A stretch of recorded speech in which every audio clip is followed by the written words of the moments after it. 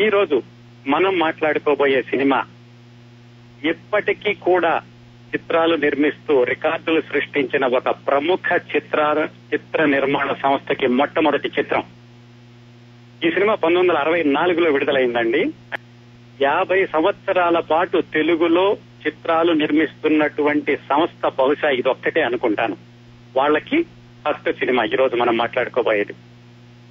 ఆనాటి ప్రముఖ హీరో చేసిన సరికొత్త నటనా ప్రక్రియకి ఇదే మొదటి సినిమా. ఈ సినిమాలో నటించిన హీరోయిన్లు ఇద్దరు రాజకీయాల్లోకి వచ్చారండి. హీరో గారు ఎక్కువ రోజులు రాజకీయాల్లో ఉన్నారు. హీరోయిన్ రాజకీయాల్లో వచ్చినప్పటికీ కొద్ది రోజులుండి మళ్ళా ఆవిడ తెరమరుగయ్యారు.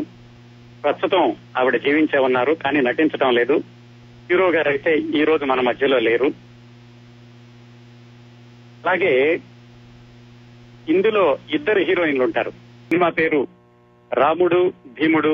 సురేష్ ప్రొడక్షన్స్ వాళ్ళకి మొట్టమొదటి సినిమా ఇది. ఇలాగా తెలుగులో గత 50 సంవత్సరాలుగా సినిమాలు నిర్మిస్తున్నటువంటి చిత్ర నిర్మాణ సంస్థ బహుశా సురేష్ ప్రొడక్షన్స్ ఒకటే అనుకుంటాను. వాళ్ళ మొట్టమొదటి సినిమా రాముడు భీముడు. ఈ సినిమా ఎంత సక్సెస్ అయిందో ఆ సినిమా మొదలు పెట్టడం వెనకాల బోలెడంత ఆసక్తికరమైన సమాచారం ఉంది. ఈ సినిమా మొదలు పెట్టే టైంకి రామానాయుడు గారికి సినీ రంగంలో పెద్ద అనుభవం లేదు. ఈ సినిమాకి ముందు ఒక సినిమాకి పెట్టుబడి పెట్టి డబ్బులన్నీ పోగొట్టుకున్న ఒక కుర్రవాడు నిర్మాత. 8-9 సినిమాలు వరుసగా పరాజయాలు అందించినటువంటి దర్శకుడు ఈ సినిమాకి దర్శకత్వం. దాదాపుగా 10 ఏళ్ల పాటు చెత్తబుట్టలో మగ్గినటువంటి కథ ఈ సినిమాకి స్క్రిప్ట్. చాలా గందరగోళంగా ఉంది కదండి. ఇంత హడావిడిగా గందరగోళంగా మొదలైన ఈ సినిమాకి బలం ఏమిటంటే, ఆ రోజుల్లో ప్రసిద్ధమైనటువంటి హీరోయిన్ ఎన్టీ రామారావు, జమున హీరోయిన్లుగా ఉండడం ఒక్కటే బలం అని మొదలు పెట్టినప్పుడు చిత్రలోకం అంతా అనుకుంది. ఈ వెనకాల ఉన్నటువంటి వీళ్ళ బలహీనతలన్నిటినీ వాళ్ళు బలంగా ఎలా మార్చుకున్నారు, ఈ సినిమా విజయవంతంగా ఎలా రూపొందించారు, ఆ విశేషాలని చాలా ఆసక్తికరంగా ఉంటాయి. ఈ సినిమా మొదలు పెట్టడానికి ముందు వరకు రామానాయుడు గారి జర్నీ మనం ఒకసారి క్లుప్తంగా చూస్తే, ఆయన వాళ్ళ ఊళ్ళో వ్యవసాయం చేస్తూ ఉండేవాడు. ఆ వ్యవసాయము, రైస్ మిల్లులు, ట్రాన్స్పోర్ట్ బిజినెస్ అంటే సిటీ బస్సులు లాంటివి ఉండే ఆయనకి. వాటిల్లో నుంచి బయటకు వచ్చి ఏదైనా పెద్ద వ్యాపారం చేద్దామని మద్రాసు వచ్చారు. మద్రాసులో వాళ్ళ పెదనాన్నగారు ఉండేవాళ్ళు 1961-62 ప్రాంతాల్లో. అక్కడికి వచ్చి వాళ్ళ ఊళ్ళో వాళ్ళందరూ కూడా బ్రిక్ బిజినెస్, ఇటుకల బిజినెస్ చేస్తుంటే ఆ బిజినెస్ చేద్దామన్నట్టుగా అది ఎలా ఉంటుందో చూద్దామని వెళ్లారు. ఇటుకల బట్టి దగ్గరికి వెళ్లేసరికి అదంతా బురద, దుమ్ము అవన్నీ చూసి ఇదేమిట్రా బాబు, ఇంతవరకు వ్యవసాయంలో కూడా ఈ బురదలో తిరిగాను కదా, మళ్ళా ఇక్కడ కూడా బురద బిజినెస్ ఎందుకని అది వద్దనుకున్నారు. వాళ్ళ పెదనాన్నగారు చెప్పారు, అరే అబ్బాయి రియల్ ఎస్టేట్ చేస్తావా అని అడిగితే సరే అన్నారు. వాళ్ళ పెదనాన్నగారి సలహా ప్రకారం 50,000 పెట్టి ఒక 94 ఎకరాలు కొన్నారు మద్రాసు దగ్గరలో. పొలం అయితే కొన్నారు, కానీ రియల్ ఎస్టేట్ లో తర్వాత చేయడానికి ఏముండదు కదా. ఆయనకేంటంటే ఎప్పుడు ఏదో ఒకటి యాక్టివ్ గా ఉండాలి. సో అయిపోయాక తర్వాత ఏం చేయాలి అనుకున్నప్పుడు వాళ్ళ పెదనాన్నగారి చెప్పారు, కొంతమంది మిత్రులు హోటల్ పెడుతుంటే హోటల్లో పార్ట్నర్ గా జాయిన్ అవ్వమన్నారు. ఆంధ్ర భవన్ అని మద్రాసులో ఆ హోటల్లో ఆయన భాగస్వామిగా చేరాక దాంట్లో కూడా వాళ్ళ మిగతా పార్ట్నర్స్ కి ఈయనకి పొసగలేదు. ఎందుకంటే ఈయన లెక్కలన్నీ కరెక్ట్ గా చూపించాలి, ఆదాయ వ్యయాలన్నీ సరిగ్గా ఉండాలి. ఇవన్నీ చూస్తుంటే మొత్తానికి వాళ్ళిద్దరికి వర్కింగ్ స్టైల్ కుదరక దాంట్లోంచి బయటకు వచ్చేసారు. ఏదో ఒకటి చేయాలి బిజినెస్, ఏం చేయాలి అనుకుంటున్నప్పుడు ఆయనకి సినిమా పరిశ్రమ వాళ్ళతో పరిచయం ఏర్పడింది. గుత్తా రామినీడు గారని డైరెక్టర్, ఆయనతో పరిచయం ఏర్పడి ఆయన చెప్పారు, ఎవరికో డబ్బింగ్ సినిమా తీశాను, వాళ్ళకి బాగా డబ్బులు వచ్చినాయి అంటే రామానాయుడు గారు కూడా అయితే నాకు డబ్బింగ్ సినిమా తీసి పెట్టండి అని ఆయన్ని అడిగారు. ఆయన చెప్పారు, డబ్బింగ్ సినిమా ఎందుకు, స్ట్రైట్ సినిమా ఒకటి నేను దర్శకత్వం చేస్తున్నాను, నీ కనుక ఇంట్రెస్ట్ ఉంటే దాంట్లో పార్ట్నర్ గా జాయిన్ అవుదావు గాని అని ఆయన్ని తీసుకెళ్లి గుత్తా రామినీడు గారు దర్శకత్వం చేస్తున్న ఒక సినిమా పార్ట్నర్స్ కి పరిచయం చేశారు. ఆ సినిమా పేరు అనురాగం. అనురూప ఫిలిమ్స్ అనేది బ్యానర్ పేరు. వాళ్ళకి పరిచయం చేస్తే వాళ్ళు ఏమన్నారంటే, సరే అబ్బాయి నువ్వు కుర్రాడివి, డబ్బులు పెడతానంటున్నావు, రావచ్చు, కాకపోతే నీ పేరు నిర్మాతల్లో వెయ్యము, ఎందుకంటే ఆల్రెడీ మేమంతా సెట్ అయిపోయి ఉన్నాము అంటే ఆయన అన్నారు, సరే పేరేకపోయినా పర్వాలేదు, నాకు అనుభవం కావాలి, కాకపోతే పెట్టుబడి పెడతాను, అన్ని విభాగాల్లోనూ ఏ పని ఎలా జరుగుతుందో నేను నేర్చుకుంటాను, దానికి మాత్రం మీరు అభ్యంతరం చెప్పకూడదు అన్నారు. సరే పని చేస్తామంటే మేమెందుకు వద్దంటాం, సర్లైతే డబ్బులు తీసుకురా అన్నారు. ముందు వాళ్ళు అడిగింది 20,000 తీసుకొచ్చి దాంట్లో పార్ట్నర్ గా జాయిన్ అయ్యారు. అనురాగం షూటింగ్ మొదలైంది. అన్ని విభాగాల్లోనూ రామానాయుడు ఇంకా చాలా కురవాడు, అన్నిటిలో కూడా ఆయన వేలు పెడుతూ అన్నిటిలో అసలు ఏది ఎలా జరుగుతుందో నేర్చుకుంటూ అందరినీ కూడా డ్రైవ్ చేస్తూ చాలా హుషారుగా ఉండేవాడు. ఎంత డ్రైవ్ చేశారంటే తొందరగా షూటింగ్ చేసేయాలి, తొందరగా విడుదల చేయాలి అని. ఎందుకు తొందరగా విడుదల చేయాలంటే వాళ్ళ కజిన్ బ్రదర్ ఒక అతను అక్కినేని నాగేశ్వరరావు గారితో పూజా ఫలం అనే సినిమా తీస్తున్నాడు అదే సమయంలో. వాడికంటే మన సినిమా ముందవ్వాలి అని చెప్పేసి ఈయన అందరినీ కూడా డ్రైవ్ చేస్తూ మొత్తానికి ఆ సినిమా షూటింగ్ అంతా అయిపోయింది. సినిమా షూటింగ్ అవడానికి ముందు 20,000 పెట్టుబడి పెట్టారు కదా, కొంతసేపు అయ్యాక వాళ్ళు చెప్పారు, అబ్బాయి ఖర్చు చాలా ఎక్కువ అవుతుంది, ఇంకో 30,000 తీసుకురా అని. ఇంకో 30,000 తీసుకొచ్చి పెట్టారు. మొత్తం 50,000 పెట్టుబడి పెట్టారు ఆ సినిమాలో. సినిమా విడుదలైంది. బాక్స్ ఆఫీస్ దగ్గర ఢమాల్ మంది, అట్టర్ ఫెయిల్యూర్. ఆయన పెట్టిన 50,000లో ఒక్క పైసా కూడా వెనక్కి రాలేదు. ఆ విధంగా ఆయన మొట్టమొదటి సినిమా పెట్టుబడి ఆయనకి తీవ్రమైనటువంటి నష్టాన్ని మిగిల్చింది. సరే బాగానే ఉంది, ఫెయిల్ అయింది, మరేం చేయాలి? వ్యాపారంలో ఒక సూత్రం ఉందండి, కొంతమంది నమ్మేది. అదేమిటంటే పోయిన చోటే వెతుక్కోమని. ఏ వ్యాపారంలో నష్టం వచ్చిందో మళ్ళీ అదే వ్యాపారం చేసి లాభం తెచ్చుకోవాలి అనేది ఒక వ్యాపార సూత్రం.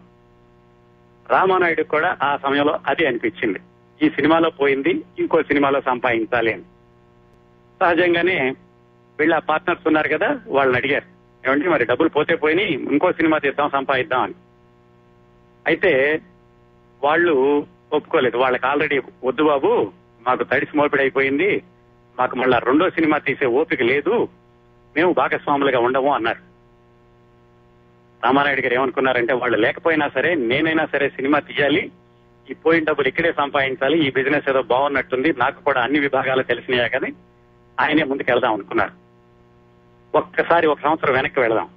అసలు ఈ అనురాగం సినిమాకి పెట్టుబడి పెట్టడానికి మరి 50,000 తెచ్చాడు కదా ఆయన. అది ఎలా తెచ్చారంటే వెళ్ళి వాళ్ళ నాన్నగారిని అడిగారు, నాన్నగారు ఇలా ఆయన సినిమాలో పెట్టుబడి పెడతాను అని. ఆయన ససేమిరా వద్దు అన్నారు. దాదాపు ఆయన ఏడ్చినంత పని చేశాట. వద్దురా బాబు, మీ పెదనాన్న ఇలాగే సినిమాల్లోకి వెళ్లి పెట్టుబడి పెట్టి ఆయన పాడైపోయాడు, నువ్వు వద్దు అన్నారు. అయితే ఈయన ఏదో నిరాహార దీక్ష చేసి 1 వారం రోజులు వాళ్ళ నాన్నగారిని కన్విన్స్ చేసి 50,000 తెచ్చి ఆ అనురాగం సినిమాలో పెట్టారు, మొత్తం పోగొట్టుకున్నారు. ఇప్పుడు మళ్ళీ సొంతంగా తీద్దాం అనుకుని ఊరు వెళ్ళారు. మరి భాగస్వాములు కావాలి కదా, పాత వాళ్ళు ఏమో వద్దన్నారు. ముందు వాళ్ళ అక్కయ్య గారిని అడిగారు, అక్క మరి నువ్వు ఏమైనా పెట్టుబడి పెడతావా, నేను అలాగే సినిమా తీస్తున్నాను అంటే ఆవిడ, నేను భాగస్వామిగా అయితే చేరనరా బాబు, నువ్వు ఏ బిజినెస్ అయినా చెప్పు, ఏ బిజినెస్ అయినా పార్ట్నర్ గా చేరతా, సినిమా బిజినెస్ మాత్రం వద్దు అన్నారు. వాళ్ళ నాన్నగారిని అడిగారు. వాళ్ళ నాన్నగారు అదే చెప్పారు, నీకు ముందు చెప్పాను అనురాగం సమయంలోనే వద్దు అని, నువ్వు దాంట్లో 50,000 పోగొట్టావు, మళ్ళా సినిమాలో అంటే నేను చస్తే పెట్టని ఎట్టి పరిస్థితులు అన్నారు ఆయన. సరే వాళ్ళ చెల్లెల్ని అడిగితే వాళ్ళ చెల్లెలు మాత్రం ఏదో కొంచెం పెట్టుబడి పెడతా ఉన్నారు భాగస్వామిగా. వాళ్ళ మామగారు కూడా పిల్లనిచ్చారు కాబట్టి ఆయన కూడా ఒక భాగస్వామిగా చేరారు. ఇంకో 2-3 మిత్రులు చేర్చుకున్నారు. మొత్తం చేర్చుకుని అప్పట్లో ఏమనేవాళ్ళంటే 16 అణాలు వాటా అనేవాళ్ళు. అంటే రూపాయికి 16 అణాలు ఆ రోజుల్లో. 10 అణాలు వాటా ఇంది, 6 అణాలు వాటా మిగతా వాళ్ళది. అంటే దాదాపుగా 75% రామానాయుడు గారి పెట్టుబడి, 25% వేరే వాళ్ళ పెట్టుబడి. ఆ విధంగా ఎట్లాగైతే పెట్టుబడి అంతా సమకూర్చుకుని సినిమా తీయడానికి ఆయన మద్రాసు వచ్చారు. మరి సినిమా తీయాలంటే మొట్టమొదటిగా కావాల్సింది కథ కదా. కథ గురించి ఆలోచిద్దాం అనుకున్నప్పుడు ఈయన బంధువు బసవరాజు రాఘవయ్య చౌదరి గారని సినిమాల్లో పాటలు రాస్తారు. ఆయన రామానాయుడికి తాపీ చాణక్య గారిని పరిచయం చేశారు. తాపీ చాణక్య దర్శకుడు. ఆయన అప్పటికి 7-8 ఫ్లాప్ సినిమాలు ఇచ్చున్నారు. కాకపోతే రామానాయుడు గారికి ఆయన మీద బాగా నమ్మకం. ఎందుకంటే రోజులు మారాయి లాంటి హిట్ సినిమా తీసున్నారు. అందుకని తాపీ చాణక్య మీద నమ్మకంతో ఆయన్ని దర్శకుడిగా పెడతాం అనుకున్నారు. ఆయన మాట కూడా ఇచ్చేశారు. కథ ఎవరితోటి రాయించాలి అనుకున్నప్పుడు ఏవైనా తమిళ సినిమాలు తీసుకుందాం, సేఫ్ గా ఉంటుంది అనుకున్నారు. మరి మాటలు రాయడానికైనా ఎవరైనా కావాలి కదా. దాని గురించి అప్పట్లో సినిమా రంగంలో పెద్ద అనదగిన చక్రపాణి గారి దగ్గరికి వెళ్లారు. ఆయన రామానాయుడికి డివి నరసరాజు గారిని పరిచయం చేశారు.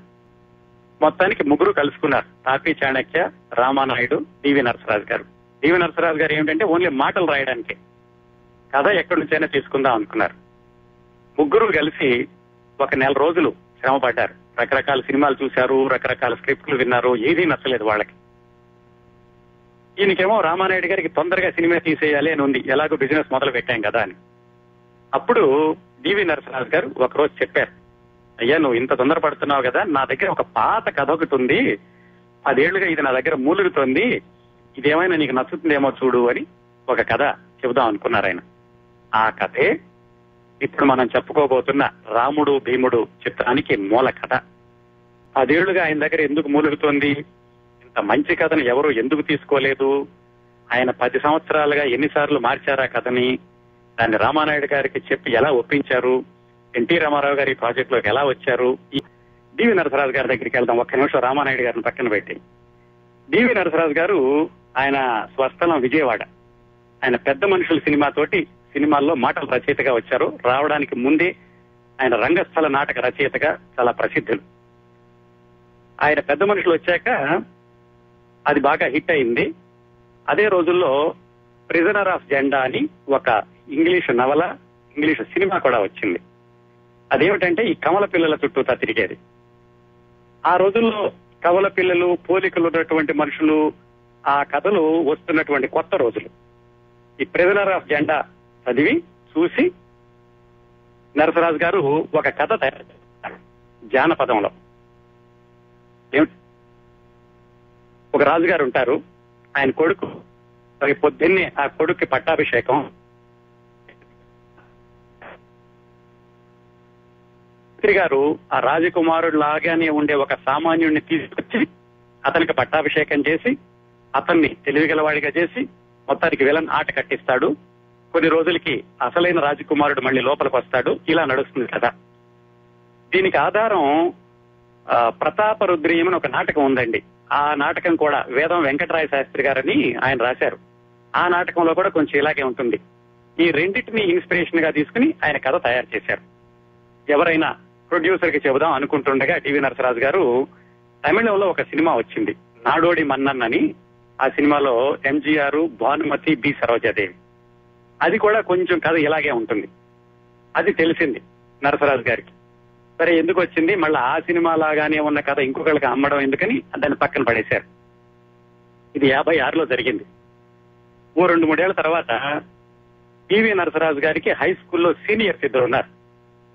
వాళ్ళు తర్వాత లక్ష్మీ టాకీస్ ఓనర్స్ అయ్యారు. విజయవాడలో లక్ష్మీ టాకీస్ అని ఉండేది, ఇప్పుడు లేదు.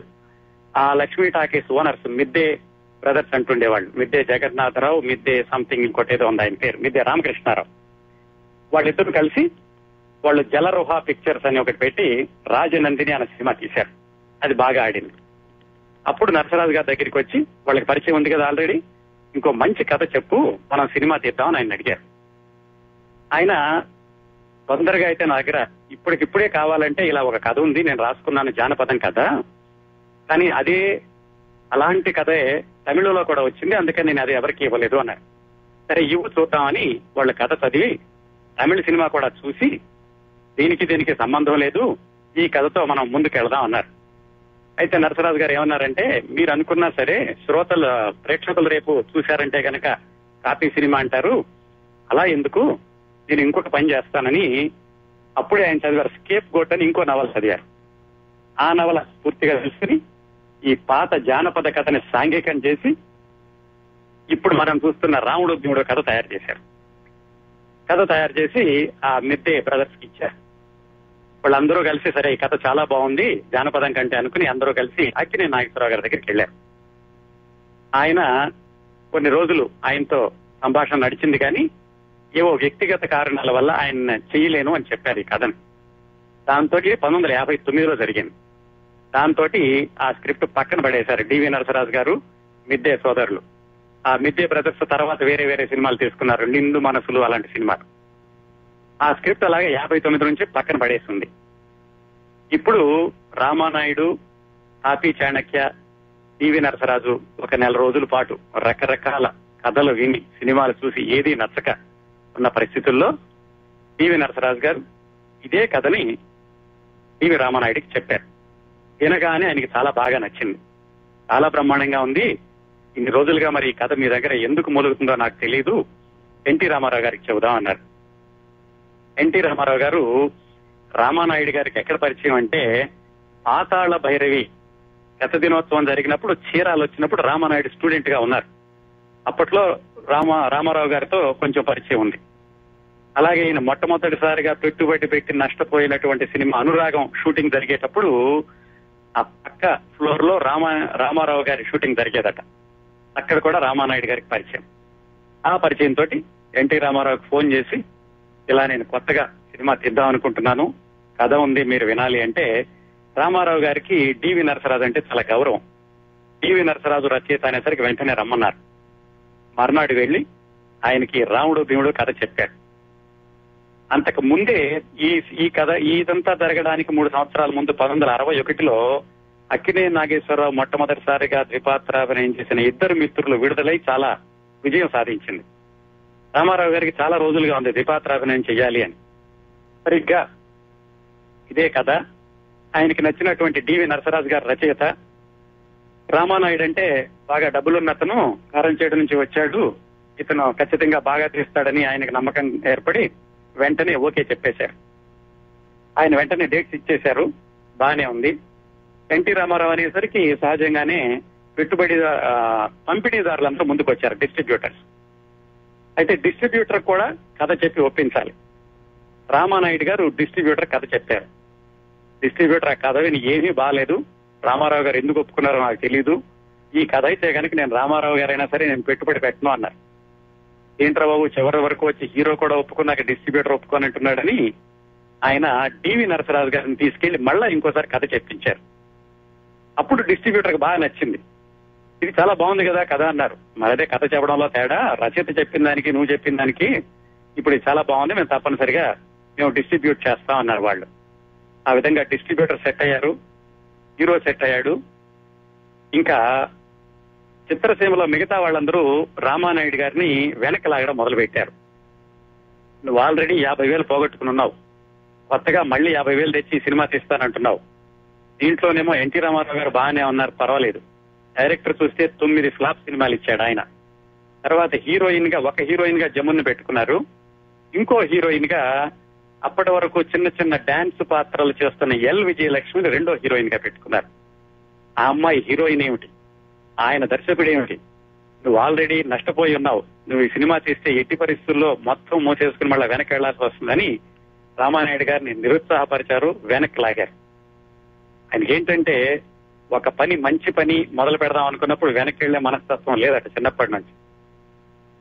ఆపి చాణక్య గారు 8 ఫ్లాప్ సినిమాలు ఇచ్చినప్పటికీ రోజులు మారాయి లాంటి హిట్ సినిమా ఇచ్చింది ఆయనే కదా, అందుకని ఎందుకు ఆయన్ని తక్కువ అంచనా వేయాలి అని ఆయన ఏమైనా సరే ఆపి చాణక్య గారిని దర్శకుడుగాను ఎల్ విజయలక్ష్మి గారిని రెండో హీరోయిన్ గాను పెట్టి ఆయన మొత్తం చకచక ప్లానింగ్ చేయడం మొదలు పెట్టారు. ఎన్టీ రామారావు గారు ఆ రోజుల్లో టాప్ మోస్ట్ బిజియెస్ట్ హీరో. ఆయనకేంటంటే ఈ సినిమా తీసేటటువంటి చిత్ర నిర్మాణ సంస్థ ప్రాధాన్యతను బట్టి కూడా ఆయన డేట్లు ఇస్తూ ఉండేవాళ్ళు. ఆ రోజుల్లో ఆయనకి విజయ ప్రొడక్షన్స్ నంబర్ 1, తర్వాత జెమినీ ప్రొడక్షన్స్ నంబర్ 2 ఆయన లిస్ట్ లో. అలా ఆయన లిస్ట్ లో చూసుకుంటూ వస్తే రామానాయుడు గారు 9లోనో 10లోనో ఉన్నారు. ఎందుకంటే అప్పుడే కొత్తగా చిత్రరంగంలోకి అడుగుపెట్టిన కుర్రాడు కదా. ఆయనకి ఏం చేశారంటే 1963 నవంబర్ నుంచి 1964 ఆగస్టు వరకు నెలకి 6 రోజుల చొప్పున ఉదయం 7 గంటల నుంచి మధ్యాహ్నం 1 గంట వరకు ఆయనకి టైం ఇచ్చారు. ఎందుకంటే ఆ రోజుల్లో హీరోలు సమాంతరంగా 2 కంటే ఎక్కువ సినిమాలు చేస్తూ ఉండేవాళ్ళు. ఈ షిఫ్ట్ ఒకళ్ళకి, ఇంకో షిఫ్ట్ ఇంకొకళ్ళకి, మూడో షిఫ్ట్ ఇంకొకళ్ళకి, అలాగే చేస్తూ ఉండేవాళ్ళు. ఆ విధంగా రామానాయుడు గారికి దాదాపుగా 10 నెలల స్పాన్ లో ఆయనకి డేట్లు ఇచ్చారు.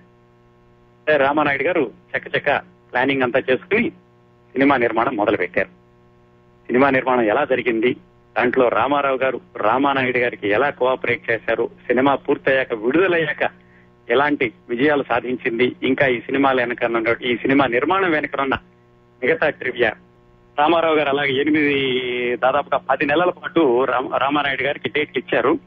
షూటింగ్ మొదలైంది. ఇప్పుడు మీరు విన్నారు చూడండి, దేశము మారిందోయ్ కాలము మారిందోయ్.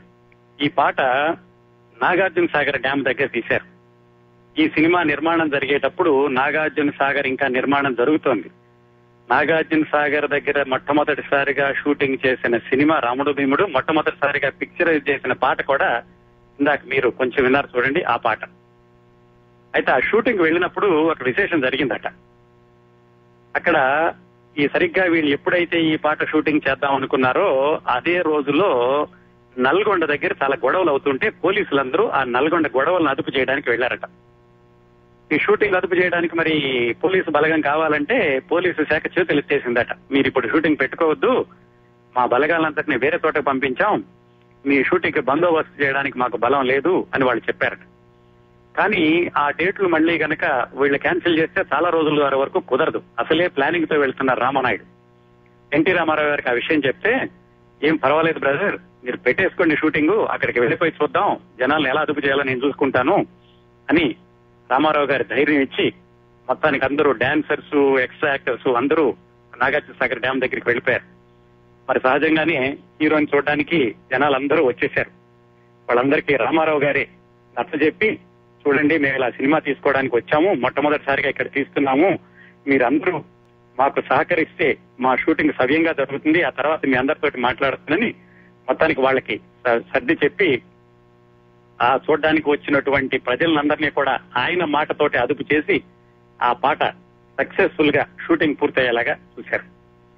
రామానాయుడు గారు చేస్తున్న ప్లానింగ్, ఆయన పడుతున్న కష్టం ఇదంతా చూసి రామారావు గారు ఏం చేశారంటేనట, ఆయన ఇచ్చినటువంటి సమయమే కాకుండా మిగతా షూటింగుల్లో ఎప్పుడు ఖాళీ ఉంటే అప్పుడు రామానాయుడు గారిని పిలిచి, నాయుడు గారు రేపు ఖాళీ ఉన్న షూటింగ్ పెట్టేసుకోండి, ఎల్లుండి ఖాళీ ఉన్న షూటింగ్ పెట్టేసుకోండి ఇలా చెప్పేవాళ్ళట.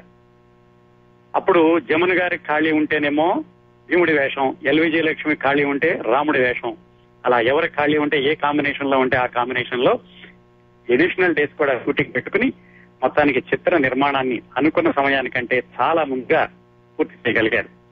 1964 ఆగస్టు వరకు రామారావు గారు డేట్లు ఇస్తే ఆ తర్వాత విడుదలవడానికి 1964 అక్టోబరు ఏమో అయ్యుండేది. అలాంటిది ఈయన షూటింగ్ కూడా పూర్తి చేసి విడుదల చేయడం కూడా 1964 మేకే చేయగలిగారు. తర్వాత చెప్పారు, ఆ తర్వాత ఎన్ని సినిమాలు తీసినప్పటికీ ఇలా అనుకున్న సమయానికంటే 5 నెలలు ముందుగా విడుదల చేయగలిగింది ఇలా నా మొట్టమొదటి సినిమా ఒకటే అని.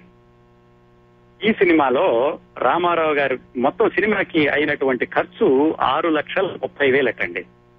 అందులో రామారావు గారికి ఇచ్చింది 40,000, డివి నరసరాజు గారికి ఇచ్చింది 2,500. తమిళ రైట్స్ కింద డివి నరసరాజు గారికి ఇంకొక 5,000 ఇచ్చారట. అంటే ఒరిజినల్ స్క్రిప్ట్ కి ఇచ్చిన దానికంటే ఎక్కువ తమిళ రైట్స్ కి ఇచ్చారు రైటర్ కి. సో ఆ షూటింగ్ దాంట్లో రైతులు పొలం దున్నడం ఇవంతా ఎక్కువ సీన్లు ఉంటాయి. అవన్నీ కూడా ఎక్కడికి వెళ్ళలేదు.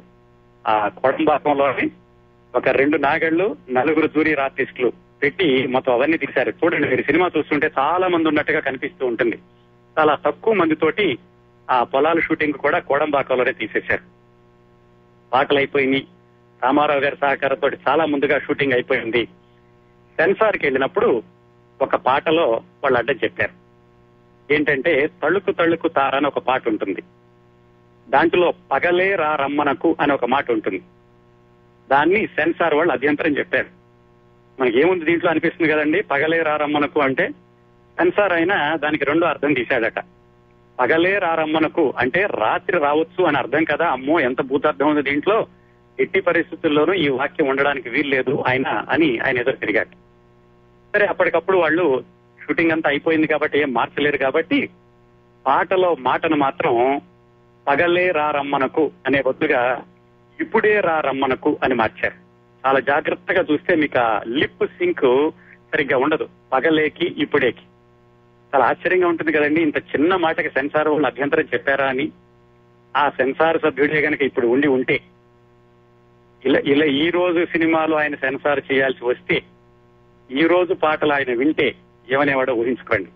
అఫ్ కోర్స్ అది కాలం మారింది, అలాగే ప్రజల విలువలు మారాయి, జీవన విధానాలు మారాయి. కాబట్టి ఈ రోజుల్లో అలాంటి మాటలు సర్వసాధారణమేమో కానీ 50 సంవత్సరాల క్రిందట అలాంటి అర్థాన్ని కూడా అతి జాగ్రత్తగా చూస్తూ ఉండేవాళ్ళు సెన్సార్ వాళ్ళు. సో మొత్తానికి సెన్సార్ అయిపోయిందండి, రిలీజ్ అయింది ఎప్పుడంటే 1964 మే 21న విడుదలైంది. విడుదల అవ్వగానే దానికి అత్యంత ప్రజాదరణ పొందే చిత్రంగా మొట్టమొదటి రోజు నుంచే పేరు తెచ్చుకుంది. ఎంత పేరంటే, ఆయన పెట్టుబడి పెట్టినటువంటి 6,30,000 రూపాయలు మొట్టమొదటి వారంలోనే ఆయన వెనక్కి వచ్చేసింది. రెండో వారం నుంచి వచ్చిందంతా కూడా ఆయనకి లాభమే. మొట్టమొదటిసారిగా ఈ సినిమాని 30 ప్రింట్లతో విడుదల చేస్తే అన్ని థియేటర్లలో కూడా 10 వారాలు ఆడింది. 10 థియేటర్లో శత దినోత్సవం జరుపుకుంది. అదండి ఈ సినిమా ఘన విజయం సాధించినటువంటి వైనం. అంతేకాకుండా ఈ సినిమా 1964 మే 21 అనుకున్నాం కదా, ఆ మే 21కి ఎన్టీ రామారావు గారికి చాలా సెంటిమెంట్ ఉంది. ఎందుకంటే 1942 మే 21న ఎన్టీఆర్ గారి వివాహం జరిగింది. 1947 మే 21న ఆయనకి మొట్టమొదటిసారిగా మేకప్ టెస్ట్ జరిగింది. అంటే పెళ్లైన 5 ఏళ్లకి ఆయనకి మేకప్ టెస్ట్ జరిగింది. సరిగ్గా తర్వాత 17 సంవత్సరాల కంటే 1964 మే 21న ఈ సినిమా విడుదలైంది. అది మే 21కి ఎన్టీ రామారావు గారి జీవితంలోని కొన్ని సంఘటనలకి ఉన్నటువంటి అవినాభావ సంబంధం. ఇంకా ఈ సినిమాలోనండి సత్యనారాయణ గారు ఉంటారు, కానీ ఆయన ఎక్కడ కనపడరు. కైకాల సత్యనారాయణ. ఆయన దీంట్లో ఎన్టీ రామారావుకి డూప్ గా వేస్తారు. సాధారణంగా ద్విపాత్రాభినయం అంటే అప్పటి వరకు కూడా ఇద్దరూ ఒకే సీన్ లో ప్రేక్షకులు కనిపించేవాళ్ళు కాదు. అలా 2 పాత్రలు ప్రేక్షకులకు ఒకేసారి కనపడడం అనేది ఇద్దరు మిత్రుల సినిమా నుంచి మొదలైంది. ఈ సినిమాలో చిట్ట చివరిలో హడావిడిగా తీయాల్సి వచ్చినప్పుడు సత్యనారాయణ గారిని ఎన్టీ రామారావుకు డూప్ గా పెట్టి తీశారు. జాగ్రత్తగా చూస్తే మీకు క్లైమాక్స్ సీన్ లో లాంగ్ షాట్ లోనూ వెనకాల నుంచి రామారావు గారు కాదు అని తెలుస్తూ ఉంటుంది. కాకపోతే ప్రజలకి అవంతా పట్టించుకోలేదు, కథా పాటలు వీటిల్లో వెళ్ళిపోయిందనమాట. సినిమా ఎంత సక్సెస్ అయిందంటే వెంటనే దీన్ని రామ్ ఔర్ శ్యామ్ అని హిందీలో తీశారు. అలాగే మలయాళంలో అజయ్ విజయ్ అని తీశారు. తమిళంలో ఎంగవిట్టు పిళ్ళై అని తీశారు. అన్ని కూడా సూపర్ హిట్లైనవి. ఆ తర్వాత దీన్నే కొంచెం అటు ఇటు చేసి తెలుగులో బుల్లెమ్మ బుల్లోడు అని ఇంకో సినిమా తీశారు. తర్వాత దాన్నే బుల్లెమ్మ బుల్లోడిని హిందీలో మళ్ళీ జైసాకో తైసా అని తీశారు. మళ్ళా హిందీలో ఈ మగ పాత్రల్ని ఆడపాత్రలు చేసి సీతా ఔర్ గీత అని తీశారు. దాన్ని తెలుగులో గంగామంగ అని తీశారు. ఎన్ని సినిమాలకి ఇన్స్పిరేషన్ ఇచ్చిందంటే ఈ రాముడు భీముడు సినిమా ఇతర భాషల్లోకి పునర్నిర్మాణం చేయబడి అత్యధికమైన ఇతర భాషల్లోకి పునర్నిర్మాణం చేయబడిన సినిమా కూడా రాముడు భీముడేనటండి. అన్ని రికార్డులు ఉన్నాయి ఈ రాముడు భీముడు సినిమాకి. ఈ సినిమా తర్వాత రామానాయుడు గారు వెనక్కి తిరిగి చూసుకోవాల్సిన అవసరం లేకుండా 7 సంవత్సరాలు గడిచింది. 7 సంవత్సరాల తర్వాత ఆయనకు ఒక బ్రేక్ పడింది. ఆ బ్రేక్ నుంచి బయటకు వచ్చి మళ్ళా ఇప్పుడు ఇలాగా 50 సంవత్సరాలు ఆయన నిర్విఘ్నంగా చిత్ర నిర్మాణాన్ని కొనసాగిస్తున్నారు. హిట్లు ఉన్నాయి, ఫెయిల్యూర్స్ ఉన్నాయి. అయినప్పటికీ ఇన్ని సంవత్సరాల పాటు సినిమాలు తీయడం అంటే ఆ సినిమాల వెనక ఎంత మంది ఉపాధి పొందారో ఆలోచిస్తే దానికి పునాది వేసినటువంటి ఈ రాముడు భీముడు సినిమాని అభినందించకుండా ఉండలేం. అలాగే ఈ సినిమా లోగోలో సురేష్ ప్రొడక్షన్స్ ఎస్పీ అని ఉంటుంది. వాళ్ళ పెద్దబ్బాయి పేరు మీద ఈ లోగో పెట్టారు. ఎస్ మీద నుంచునేది మాత్రం వెంకటేష్, పి మీద నుంచునేదేమో సురేష్. జాగ్రత్తగా గమనిస్తే వాళ్ళిద్దరు పిల్లల్ని పెట్టి ఆ లోగోని పిక్చరైజ్ చేశారనమాట. అవండి రాముడు భీముడు చిత్ర విశేషాలు.